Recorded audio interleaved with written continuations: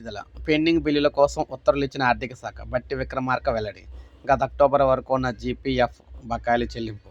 Already మనం చెప్పుకున్నట్టుగానే ఉద్యోగులకు సంబంధించి ఏదైతే 1000 కోట్లు ఇస్తామని ప్రభుత్వం చెప్పిందో దానికి సంబంధించి ఆర్థిక శాఖ అయితే రిలీజ్ అయితే చేయడం అయితే జరిగిందనమాట.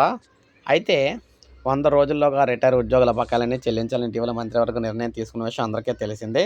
ఇందులో భాగంగా తొలి విడతలో ఈరోజు 1000 కోట్లు విడుదల చేసింది. గతంలో నెలకు 700 కోట్లు ఇవ్వగా ఈ నెల నుంచి ఆ మొత్తాన్ని 1000 కోట్లకు పెంచింది.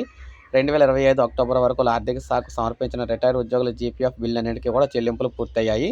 ఇక ఉద్యోగుల వైద్య ఖర్చుల బిల్లును పెండింగ్ లేకుండా ఏ ఒక్క రోజు ఈ రోజుకు ఆ రోజు ఆర్థిక శాఖ చెల్లిస్తుంది. పదవి విరమణ ప్రయోజనాల కోసం ఎదురు చూస్తున్న వేల మంది రిటైర్ ఉద్యోగులకు బకాయిలు విడుదలయ్యాయి.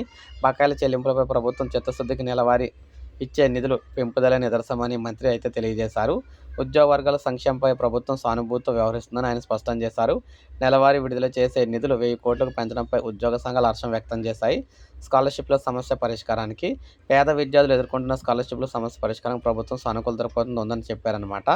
సో ముఖ్యంగా ఏది ఏమైనా ఎట్టకేలకు ఉద్యోగులకు సంబంధించి ఇవ్వాల్సిన పెండింగ్ బకాయిల డబ్బులు అయితే రిలీజ్ చేస్తూ ఆర్థిక శాఖ ఉత్తర్వులు అయితే జారీ చేసింది. సో ఇది మనకు అప్డేట్. ఒక లైక్ చేయండి, సబ్స్క్రైబ్ చేసుకోండి, మన ఛానల్ సబ్స్క్రైబ్ చేసుకోండి.